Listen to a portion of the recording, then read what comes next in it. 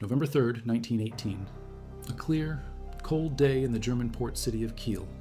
Several thousand sailors and workers marched toward the military prison, demanding the release of mutineers who refused to embark on a suicide mission against the British fleet.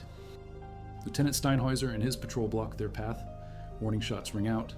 Then, the unthinkable, direct fire into the crowd. 7 dead, 29 wounded, blood on the cobblestones. This wasn't supposed to happen. The war was already lost. The government was negotiating surrender. And yet here were German sailors, shooting other German sailors in the streets of Kiel. The revolution had begun, not with proclamations or parliaments, but with desperate men who simply refused to die for nothing. Ordinary sailors who sparked a chain reaction that would bring down an empire and birth a republic in just 7 days. But what happened to these men after they changed history? The faces in those black and white photographs, the mutineers who raised red flags on imperial warships, who formed soldiers, councils, who negotiated with admirals while clutching rifles. What became of them when the revolution ended and the new republic began? The answer lies in forgotten archives, classified military records, and the diaries of men who lived through the turbulent birth of Germany's first democracy, only to witness its violent death. If you value documented Viking and Norse-era history like this, subscribe. It's the best way to support our work. Also comment from which city you're hearing this from. This script is researched and factual, using sources from German military archives that were classified until the 1960s, and personal accounts from sailors published in obscure historical journals like the Proceedings of the United States Naval Institute, giving us raw, unfiltered insights into these pivotal events. Now, back to the information. When the armistice was signed on November 11th, 1918, the German High Seas Fleet hadn't fired a shot in battle for over 2 years. Instead, it had birthed a revolution. By November 4th, 40,000 rebellious sailors and workers controlled Kiel. The city's military governor, Admiral Wilhelm Souchon, was forced to negotiate with the very men he'd been ordered to suppress. Red flags flew from every ship in the harbor. The mutiny spread rapidly to Wilhelmshaven, Hamburg, Assisi, Bremen, and beyond. Within days, workers and soldiers, councils governed cities across Germany, and the revolution reached Berlin. On November 9th, Kaiser Wilhelm II abdicated. The German Empire collapsed after 47 years of existence, brought down not by enemy armies, but by its own sailors. Yet for the men who sparked this uprising, the revolution's success brought unexpected consequences. Most had never intended to overthrow the government or establish a socialist republic. They simply wanted peace, better conditions, and most urgently, to prevent what they saw as a pointless final battle against overwhelming British naval power. For Karl Artelt, torpedo boat mechanic at the Kiel shipyard and one of the mutiny's leaders, victory brought a brief moment of power. Born in 1890 in Salpke near Magdeburg, the skilled engine fitter had organized the first soldiers' council on November 4th and personally confronted troops sent to crush the uprising. By December 10th, Artelt had become chairman of the Supreme Soldiers' Council in Kiel. From a working-class apprentice to revolutionary leader in just 36 days, but Artelt's prominence was short-lived. The balance of power was already shifting. Gustav Noske, a right-wing social democratic politician sent by the government to restore order, had positioned himself strategically as the sailors' ally. Though the mutineers initially welcomed him, electing him chairman of one soldiers' council, Noske worked methodically to undermine their influence. By January 6th, 1919, just 2 months after the revolution began, Artelt resigned from the Supreme Council. The official military records housed in the Bundesarchiv Militärarchiv in Freiburg note simply, discharged from Navy, end of January 1919. Why did Artelt resign? In later letters written in the 1950s, he claimed it was because he couldn't prevail against Noske's opposition to sending ships to Leningrad instead of Scapa Flow for internment under the armistice terms. But the timing doesn't match. The fleet had already left Kiel on November 18th. In a 1960 curriculum vitae, Artelt offered another explanation. Noske had blocked his demand to build a powerful red force for the revolution. Whatever the reason, Artelt left Kiel in early 1919 and returned to his hometown. There, he helped establish the Communist Party in Magdeburg and continued his revolutionary activities. But the Germany he had helped create was not the workers' free republic he had envisioned. The new Weimar government, led by Social Democrats, allied with right-wing Freikorps militias to crush leftist uprisings in Berlin, Munich, and elsewhere. The revolution had been contained, steered toward moderate reform rather than radical transformation. For Lothar Popp, another key leader of the Kiel Mutiny, The revolution's aftermath brought similar disillusionment. Born in 1887 in Fürth im Wald, Bavaria, Popp had run away from home at 16. By 1918, he was a mobilized shipyard worker in Kiel and a member of the independent Social Democratic Party. Together with Artelt, he led the protests that sparked the revolution. On December 10th, when Artelt became chairman of the Supreme Soldiers' Council, Popp remained as his political advisor. But like Artelt, he soon found himself on the losing side of the power struggle. In a 1978 interview, decades after the events, Popp reflected, "We were not revolutionaries, because we did not fight for a cause, but we wanted to terminate a crazy thing. When we suddenly held the power, I wanted to make something out of the collapse of the Kaiser. In some votings I could beat Noska, who had come to strangle everything, but during practical work my group became inferior. We became tired." By early 1919, Popp had returned to Hamburg, where he became a street vendor and carnival worker. He watched from the sidelines as the republic he had helped birth struggled through its infancy. Looking back, he considered the shift of power from the workers and soldiers, councils, to the National Assembly as the first step into the collapse of the Weimar Republic. The revolution had been stopped halfway. The fate of the rank-and-file mutineers followed different paths, largely determined by Class C, political affiliation, and luck. When the armistice took effect, the German High Seas Fleet was interned at Scapa Flow in the Orkney Islands, north of Scotland.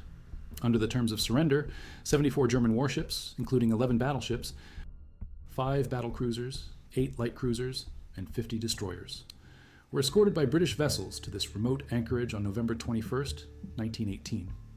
For the 16,000 German sailors sent to Scapa Flow, life became a strange limbo. Confined to their ships, forbidden from going ashore, they waited while diplomats in Paris debated Germany's future. Conditions deteriorated over the winter of 1918 to 1919. Food supplies dwindled, discipline frayed, boredom and uncertainty gnawed at morale. Many of the sailors who had participated in or supported the Kiel Mutiny now found themselves prisoners on the very ships they had seized in revolution. Their commander, Rear Admiral Ludwig von Reuter, maintained strict control despite the circumstances. Unlike Admiral Reinhard Scheer and other naval leaders who had fled Germany after the revolution, von Reuter remained with his men. A career officer from an aristocratic background, he was determined to preserve what remained of the Navy's honor after the humiliation of defeat and mutiny. On June 21, 1919, 7 months into their internment, von Reuter gave a fateful order. Believing that Germany would refuse to sign the Treaty of Versailles and that hostilities would resume, he commanded the scuttling of the entire fleet. At 11:30 in the morning, as the British fleet conducted exercises away from the anchorage, German sailors opened seacocks and flood valves throughout their vessels. Within hours, 52 German warships sank beneath the cold waters of Scapa Flow. The British, furious at this deliberate destruction, opened fire on some ships and attempted to beach others. 9 German sailors were killed in the chaos, the last casualties of the First World War, 7 months after its official end. For many of the German sailors, especially those who had mutinied at Kiel, the scuttling represented a final act of defiance. They had refused to fight a hopeless battle in 1918, but they also refused to let their ships become war trophies in 1919. The surviving sailors, around 1,800 men, were taken as prisoners of war to camps in Britain. Most were repatriated to Germany by January 1920, returning to a country very different from the one they had left. The Weimar Republic was struggling through political turmoil, economic crisis, and violent unrest. Many ex-sailors found themselves viewed with suspicion, either as mutineers who had betrayed the Navy or as insufficiently revolutionary by the radical left. For those who had remained in Germany rather than going to Scapa Flow, the path forward was equally complicated. In the immediate aftermath of the revolution, many of the Kiel mutineers joined the newly formed Volksmarine Division, the People's Naval Division, in Berlin, intended as a revolutionary security force loyal to the new government. This unit of approximately 3,000 sailors initially supported the moderate social democratic leadership under Friedrich Ebert, but tensions quickly emerged. By December 23, 1918, just 6 weeks after the revolution, these same sailors were engaged in armed conflict with government troops in Berlin. The Christmas crisis began when the Ebert government attempted to dismiss Emil Eichhorn, the left-wing police chief of Berlin. When sailors from the People's Naval Division refused to vacate the royal palace they had occupied since November, government forces attacked. 56 government soldiers died in the fighting, while the Naval Division suffered 11 casualties. This clash marked a critical turning point. Gustav Noske, now defense minister, began recruiting right-wing Freikorps units to suppress further unrest. Using the sailors' resistance as justification, he initiated a policy of violent repression against the revolutionary left. During the Spartacist uprising in January 1919, these Freikorps brutally crushed the revolt, murdering communist leaders Karl Liebknecht and Rosa Luxemburg. Many former mutineers found themselves caught in this escalating civil conflict. Some, like Karl Artelt, joined the Communist Party and continued to fight for the revolution they believed had been betrayed. Others withdrew from politics entirely, disillusioned by the violence and chaos. Still others, particularly those with technical skills, found employment in Germany's reduced post-war navy or merchant marine. The Treaty of Versailles, signed on June 28, 1919, severely restricted Germany's naval capabilities. The navy was limited to 15,000 personnel, 6 old battleships, 6 light cruisers, 12 destroyers, and 12 torpedo boats. No submarines were permitted. For professional sailors, career opportunities shrank dramatically. Many were forced to find work in civilian sectors already struggling with demobilization and economic crisis. As the Weimar Republic stabilized in the early 1920s, the legacy of the Kiel Mutiny became contested territory in Germany's polarized political landscape. For the political right, the mutineers were traitors who had stabbed the nation in the back, causing Germany's defeat. This Dolchstoßlegende, or stab in the back myth, gained traction despite overwhelming evidence that Germany had already lost the war before the mutiny began. For the political left, the sailors were heroes who had ended the war and overthrown the monarchy. But even on the left, interpretations differed. Social Democrats emphasized the mutiny's role in establishing parliamentary democracy, while communists portrayed it as a failed revolution that should have gone further, establishing a Soviet-style system. The sailors themselves were rarely consulted about these narratives. Most returned to ordinary lives, carrying their experiences privately. Naval records indicate that of the approximately 75 sailors identified as ringleaders of the Kiel Mutiny, nearly 60% never again appeared in political contexts. They became mechanics, shopkeepers, factory workers, and family men, navigating the turbulent Weimar years like other citizens. Some, however, remained politically active and faced consequences for their revolutionary past. When hyperinflation devastated Germany in 1923, several former mutineers participated in communist-led uprisings in Hamburg, Saxony, and Thuringia. These revolts were quickly crushed. But they reinforced right-wing paranoia about the Red Menace and further marginalized veterans of the naval rebellion. Richard Stumpf, whose war diary provides valuable insights into the conditions that led to the Kiel Mutiny, found himself repeatedly denied employment in government positions throughout the 1920s due to his association with the revolutionary sailors. His diary, published in 1927 under the title Why the Fleet Collapsed, offers a first-hand account of the deteriorating conditions in the Imperial Navy and the growing discontent that culminated in mutiny. For Karl Artelt, the path led through successive political movements. After helping establish the Communist Party in Magdeburg, he worked as a functionary for various left-wing organizations. When the global economic crisis hit Germany in 1929, Artelt was active in organizing unemployed workers in the industrial centers of central Germany. This placed him directly in the crosshairs as political violence escalated in the final years of the Weimar Republic. By 1932, street battles between communists, social democrats, and Nazis were common in German cities. Former Kiel mutineers, now in their 30s and 40s, found themselves on opposite sides of these conflicts. Some joined the communist paramilitary Roter Frontkampfverbund, others the Social Democratic Reichsbanner Schwarz-Rot Gold, and a few even the Nazi SA, seduced by nationalist rhetoric that blamed Germany's problems on the Versailles Treaty and foreign enemies. When Adolf Hitler became chancellor in January 1933, the Nazi regime moved quickly against political opponents. The Reichstag fire in February provided the pretext for mass arrests of communists and other leftists. Karl Artelt, identified in police files as a November criminal, the Nazi term for those involved in the 1918 revolution, was arrested in March 1933 and sent to one of the first concentration camps at Sachsenberg, Lothar Popp, who had maintained a lower profile since returning to Hamburg, was nevertheless known to the authorities as a former revolutionary leader. In 1933, his carnival business was seized, and he was briefly detained, released after several weeks. He survived the Nazi period by working odd jobs and maintaining absolute political silence. Like many former leftists, he burned his papers, photographs, and other evidence of his revolutionary past to avoid persecution. The fate of other Kiel mutineers under Nazi rule varied widely. Those who had joined the Communist Party typically suffered imprisonment, torture, and sometimes death in concentration camps. Those who had withdrawn from politics or shifted rightward might escape direct persecution, though they remained under suspicion. A few even joined the Nazi Party, hoping to erase their revolutionary pasts through demonstrations of loyalty to the new regime. Naval records examined after the war reveal that the Nazi government maintained special surveillance of former mutineers who remained in maritime professions. The Gestapo compiled a list of 97 men who had been identified as participants in the Kiel uprising and who were still working as sailors, dockers, or shipyard workers in 1936. 33 of these men were arrested during the pre-war years on various pretexts, effectively removing potential opposition from key maritime infrastructure. When World War II began in 1939, Germany's new navy, the Kriegsmarine, was determined to avoid the mistakes that had led to the 1918 mutiny. Political reliability became as important as technical competence in recruitment and promotion. Sailors were kept isolated from civilian populations when in port dock, and political officers monitored morale and loyalty. These measures proved effective. No significant mutinies occurred in the German Navy during the Second World War. For the aging veterans of Kiel, the war brought new dangers and difficult choices. Those already imprisoned in concentration camps faced deteriorating conditions and increased mortality as the Nazi regime turned toward extermination policies. Those still at liberty faced conscription, bombing raids, and eventually the collapse of Nazi Germany. Karl Artelt survived his imprisonment and was released in 1937, possibly due to intervention by former military contacts. During the war, he worked as a mechanic in Magdeburg, keeping his head down and his past hidden.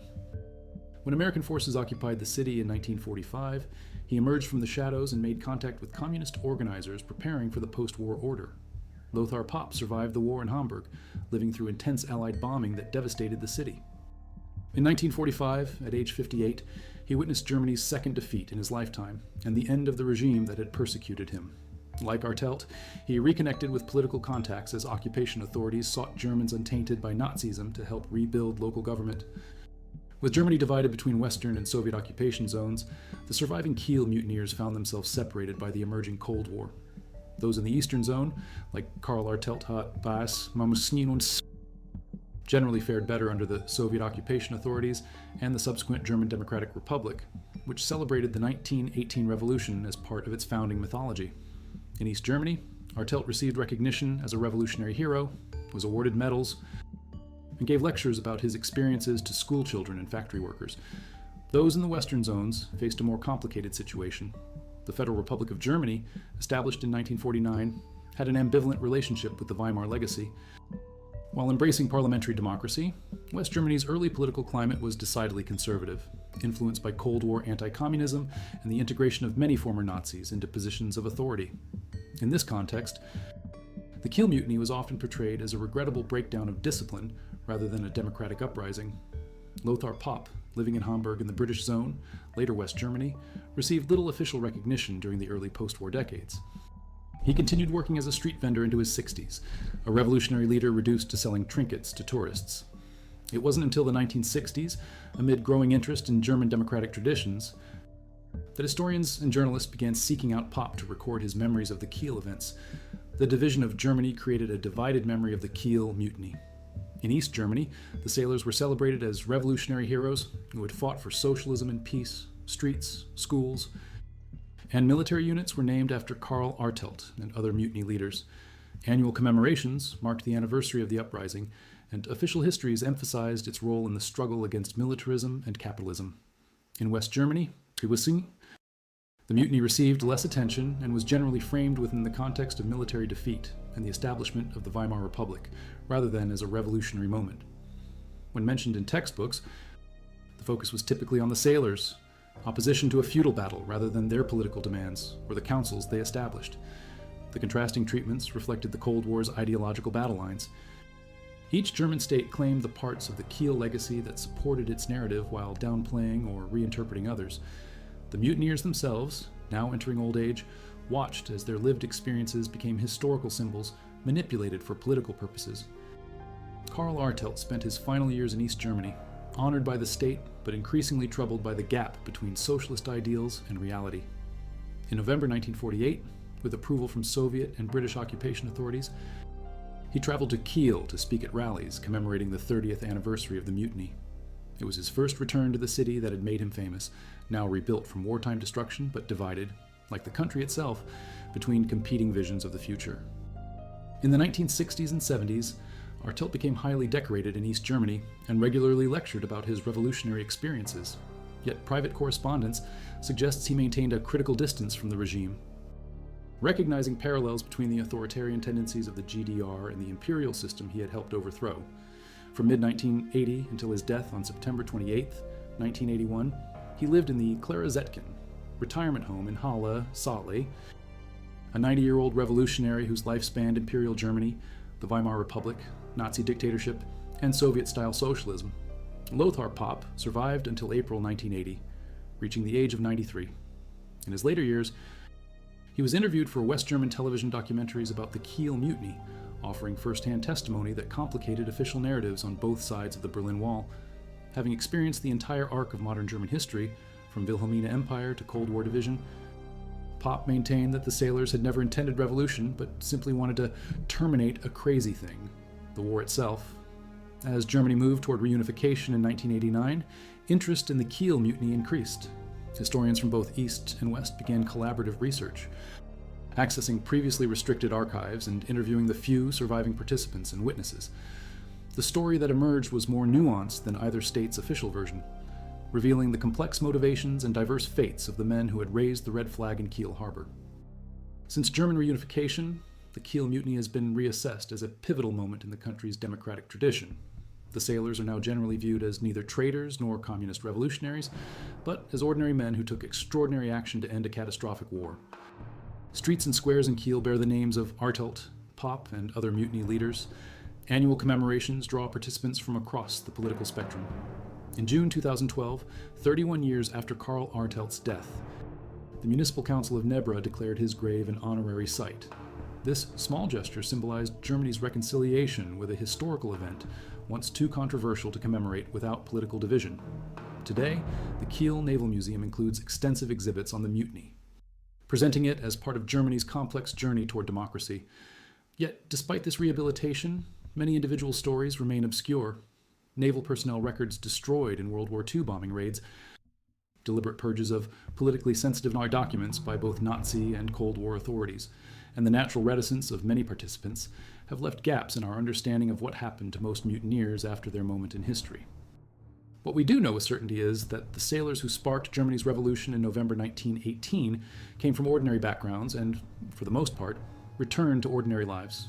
They were not trained revolutionaries or political theorists, but working men who refused to die pointlessly when the war was already lost.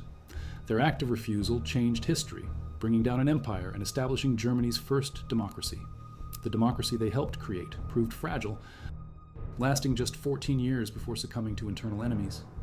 Many of the mutineers lived to see their revolution betrayed, first by the compromised politics of Weimar, and then by the Nazi dictatorship. Some survived long enough to witness Germany's division and eventual reunification, the full circle of a century's tumultuous history. In the waters of Scapa Flow, the rusting remains of several scuttled German warships still rest on the seabed, preserved by the cold depths. These silent hulks, once crewed by mutineers and loyalists alike, outlasted the empires, republics, and dictatorships that fought over their meaning. They remain as submarine monuments to the sailors of Kiel, whose refusal to embark on one final futile mission brought an empire to its knees and changed the course of European history. Today, as nationalist movements rise again across Europe and democratic institutions face new challenges, the story of the Kiel sailors offers a timely reminder. Ordinary people, acting on conscience, can change the world. But the aftermath of their actions, as the divergent fates of the Kiel mutineers demonstrate, depends on forces beyond any individual's control. Revolution is easy. Building something lasting from its wreckage is the harder task. The forgotten names from those workers and soldiers, councils, tell stories just as compelling as their more famous leaders. Max Reichpitch and Albin Kobis weren't part of the Kiel uprising itself, but their ghosts haunted every moment of it. These two sailors had led an earlier protest in August 1917, demanding better food rations and more humane treatment. Their reward? Execution by firing squad on September 5th, Zifarus, 1917, at Cologne's Juan military base. Kobis's final letter home declared, "Or I die with a curse on the German militarist state." When sailors marched through Kiel in November 1918, the memory of these martyrs fueled their determination. Their executions cast long shadows. By 1918, naval authorities had created detailed lists of suspected agitators and troublemakers aboard every major vessel. After the mutiny, these records became both weapons and shields. Right-wing officers used them to identify revolutionaries for retribution, while left-wing officials of the new republic consulted the same documents to find potential allies. Among those marked as a dangerous element was Wilhelm Dittmann, a senior stoker aboard the battleship Helgoland, who had refused direct orders on October 29th, 1918, sparking the initial mutiny at Wilhelmshaven. Naval archives show that Dittmann was immediately arrested but freed by fellow sailors 3 days later during the Kiel uprising. Unlike Artelt and Popp, Dittmann avoided leadership positions in the revolutionary councils. Yet his action, the simple refusal to stoke the fires that would send the ship into battle, was the spark that ignited everything. After the armistice, Dittmann returned to his hometown of Bremerhaven. Military records note his discharge on January 15, 1919, with the cryptic annotation, political reliability questionable.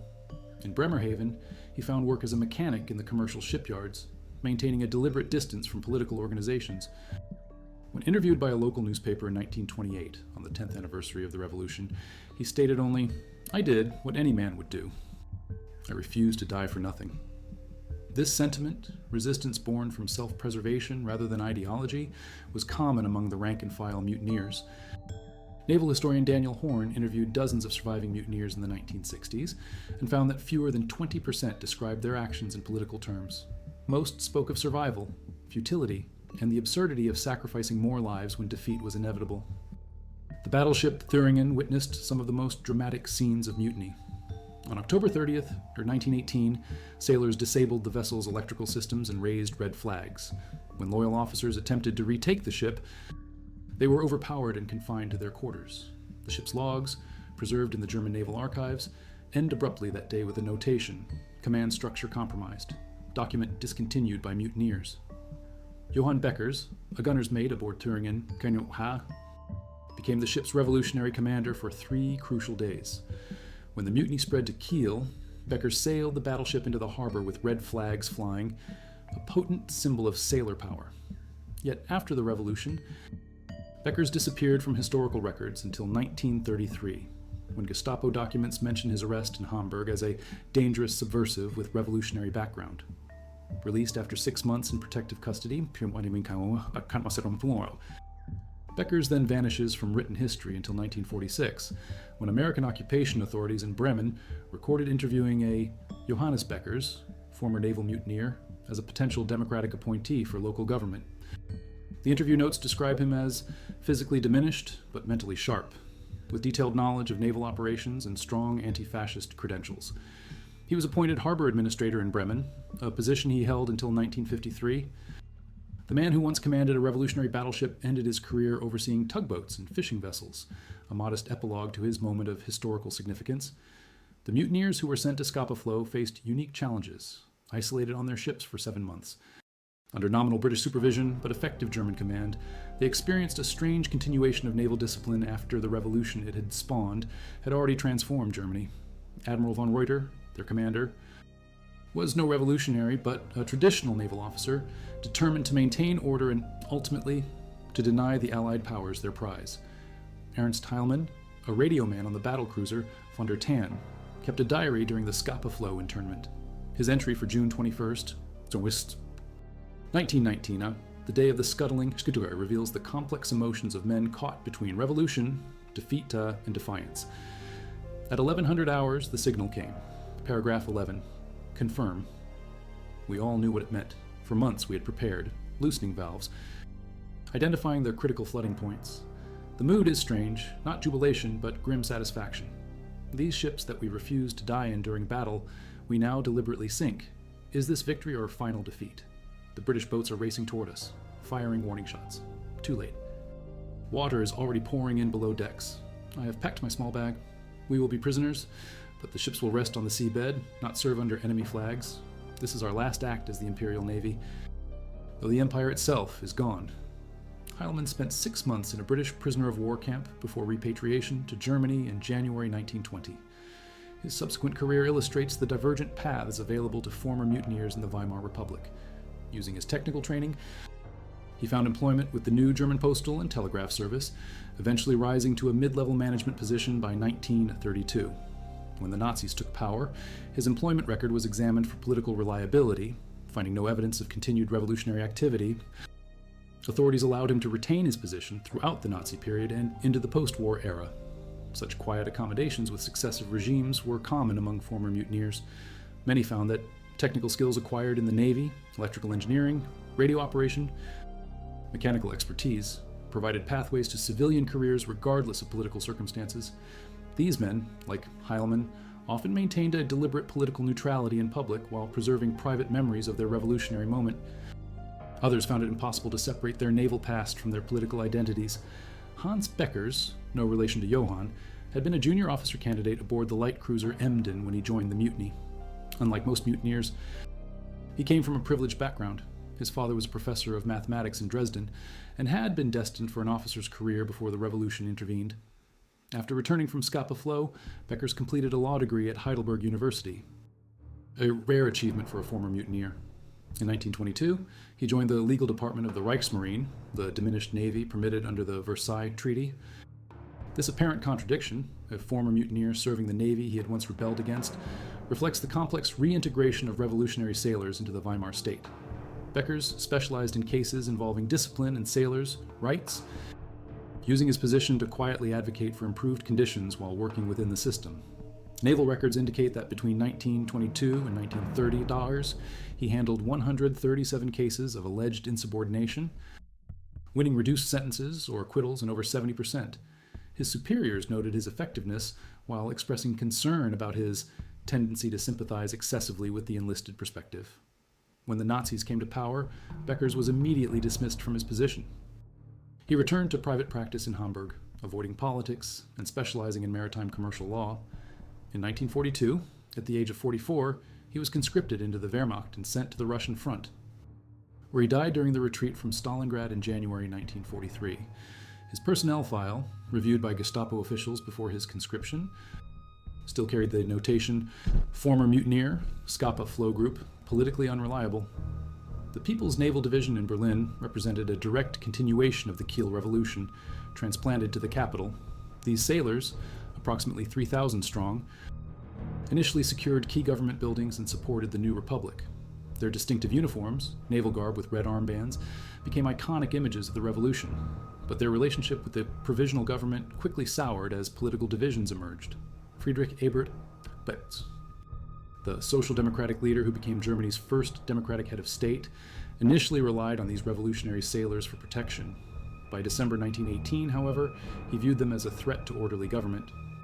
The Christmas crisis of 1918 marked the definitive break, with government troops attacking sailors occupying the royal palace and city center. Paul Wieczorek, who had been aboard the battleship König when it mutinied at Kiel, commanded a company of sailors during these Berlin street battles. After the fighting ended, with 56 government troops and 11 sailors dead, Wieczorek and other naval division leaders negotiated a settlement allowing the sailors to keep their weapons and receive back pay. But the trust between the revolutionary sailors and the government was irreparably broken. As the more radical Spartacist uprising erupted in January 1919, many former Kiel mutineers in Berlin faced a difficult choice: support the new government against the communist revolutionaries, join the uprising, or withdraw from politics entirely. Naval records and contemporary accounts suggest they split roughly into thirds. Reflecting the fracturing of Germany's revolutionary movement, Wieczorek chose the revolutionary path, joining the Communist Party and participating in the January fighting. When the uprising was crushed by Freikorps units under Gustav Noska's authority, Wieczorek fled Berlin. He surfaced 2 months later in the Ruhr industrial region, organizing miners and factory workers for a general strike against the government.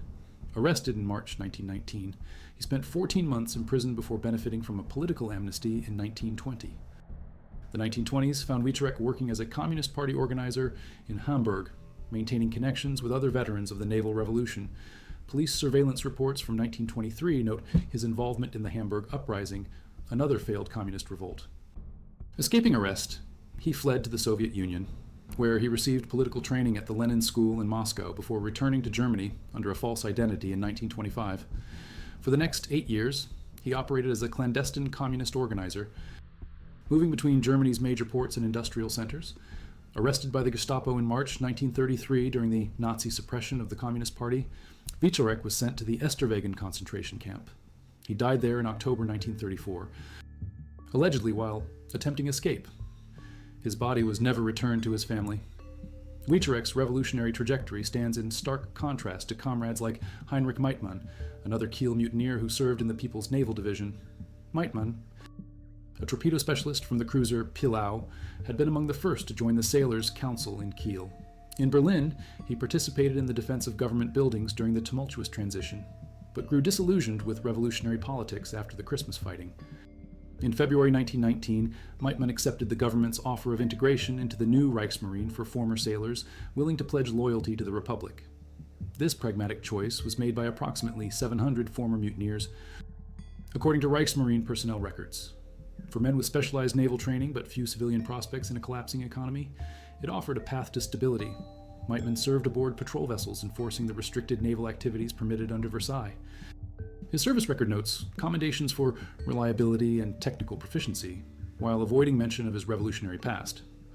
By 1928, he had risen to the rank of bootsman, petty officer, a significant achievement for a former mutineer in the staunchly conservative Navy. When Nazi naval rearmament began in 1935, Meitmann faced intense scrutiny.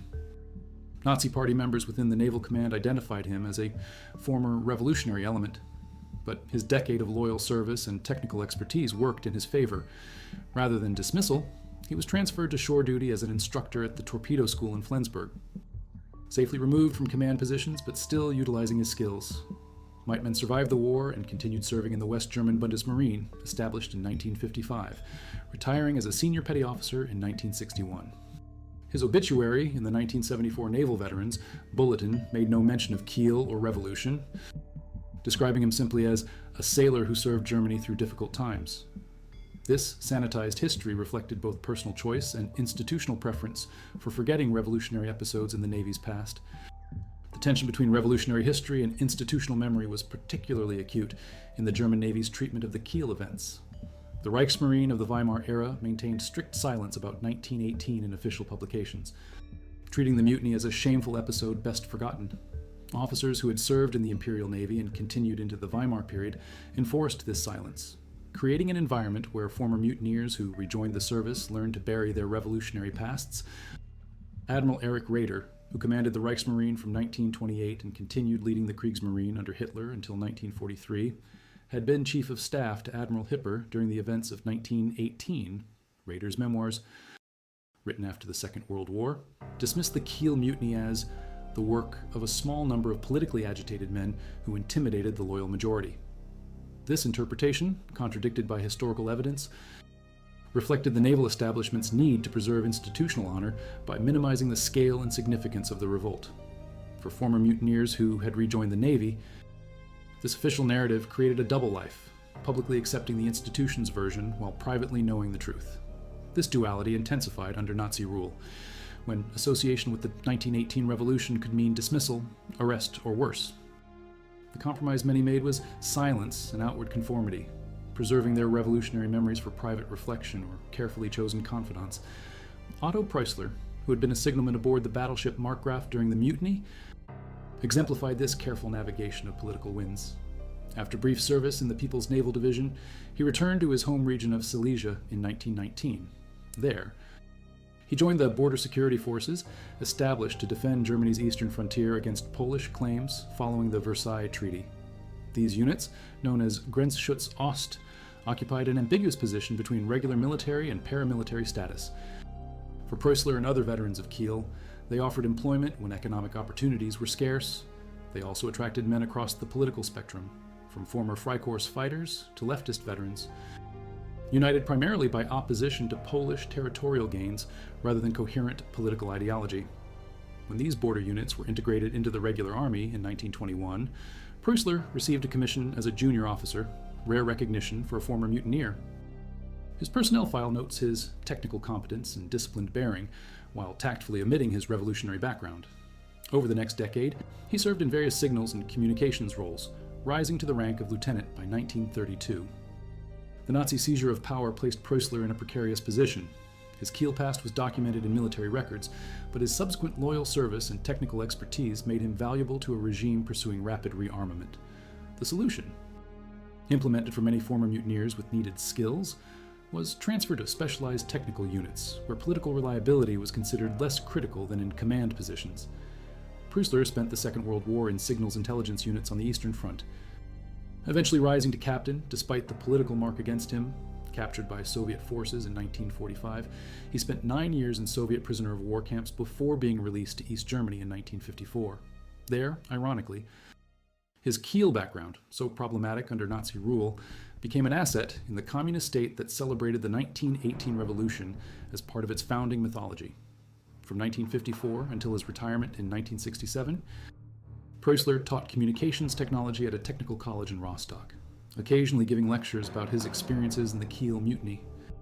His evolution from revolutionary sailor to Weimar officer to Nazi-era captain to East German educator encapsulates the complex adaptations required of those who lived through Germany's turbulent 20th century. The geographic dispersal of former mutineers across divided post-war Germany created parallel but distinctly different commemorative cultures. In East Germany, the Kiel sailors were celebrated as revolutionary heroes, predecessors to communist resistance against fascism. Streets, schools, military units, Turin factories were named after Karl Artelt, Albin Kobis, and other figures associated with the uprising. Annual commemorations featured veterans like Artelt giving speeches about the revolution's legacy. In West Germany, public recognition was more muted, especially during the 1950s and early 60s when Cold War anti-communism dominated political discourse. The Kiel Mutiny was acknowledged primarily as a catalyst for Germany's transition to democracy, rather than as a revolutionary moment. Veterans like Lothar Popp received little official recognition, though academic historians began documenting their experiences as sources for scholarly research. This divided memory created situations where the same historical figure might be a celebrated hero in East Germany while remaining obscure in the West. Karl Artelt's experience exemplified this division. In East Germany, a naval training vessel was named after him in 1962, and he received the Fatherland Order of Merit in 1970. Meanwhile, in his hometown of Kiel, now part of West Germany, his name was largely unknown except to specialists in naval history. Only in the 1970s and 80s as Cold War tensions gradually eased and West Germany engaged in more critical examination of its past, did public recognition of the Kiel Mutiny increase in the Federal Republic. Historians like Dirk Dainhart produced detailed studies of the revolution, interviewing surviving participants and utilizing previously neglected archival sources. Memorial plaques appeared at sites associated with the uprising, and local museums developed exhibits on what was now recognized as a significant episode in Germany's democratic tradition. After German reunification in 1990, the process of integrating these divided memories began. In Kiel, where the mutiny started, a permanent exhibit opened at the City Museum in 1993, presenting the events of November 1918 as part of Germany's complex path toward democracy. The exhibit incorporated materials from both East and West German archives, including personal effects, documents, and recorded interviews with participants who had died decades earlier. In 2008, 90 years after the events, the city of Kiel officially renamed a major square, Platz der Kieler Matrosen, Square of the Kiel Sailors, in recognition of the mutineers, their role in ending the First World War and establishing democracy.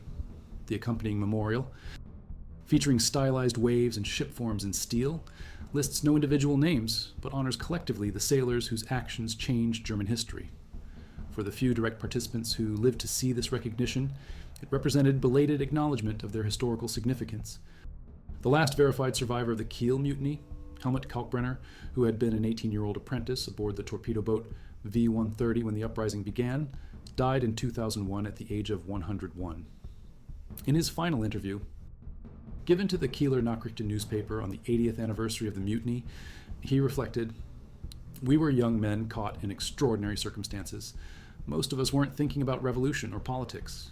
We simply refused to die pointlessly when peace was already within reach. That this refusal triggered the end of the monarchy and birth of the republic wasn't planned by anyone I knew. History sometimes turns on small human decisions, ordinary people saying, 'enough,' when faced with absurdity. That was Kiel in 1918. Today, marine archaeologists and historians continue documenting the material remains of the mutiny. The German warships still lying at the bottom of Scapa Flow are protected as historic monuments and diving sites. Underwater surveys using advanced imaging technology have revealed new details about how the scuttling was executed. The technical ingenuity of sailors who, having refused to fight a final battle, ensured their vessels would never serve under enemy flags. In Kiel Harbor, archaeological excavations during port expansion in 2012 uncovered artifacts directly linked to the mutiny. Sailors, personal effects, revolutionary pamphlets, and even weapons cached in waterfront buildings. These physical connections to 1918 provide tangible links to events that shaped modern Germany, reminding us that revolutionary history lies just beneath the surface of everyday life. The sailors of Kiel, ordinary men who changed history through an act of collective refusal, left a complex legacy that continues to resonate in contemporary Germany. Their revolution brought democracy, but couldn't secure it against subsequent threats. Their personal fates, ranging from communist martyrdom to quiet accommodation with successive regimes, reflect the difficult choices faced by individuals caught in historical upheaval. What began with a simple refusal to stoke the fires aboard warships at Wilhelmshaven ended by toppling thrones and redrawing the map of Europe. The German sailors who sparked revolution in 1918 with a demand for peace and bread helped create a new world.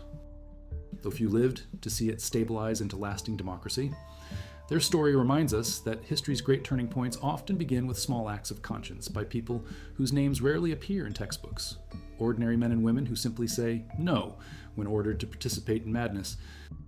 In the waters of Kiel Harbor today, pleasure boats and commercial vessels pass over the sites where revolutionary sailors once raised red flags on imperial warships. Few of the tourists and locals enjoying the waterfront know they walk in the footsteps of men who changed world history in a matter of days. Yet beneath the surface, literally and figuratively, the evidence remains of courage, desperation, idealism, and the power of collective action to alter the course of nations.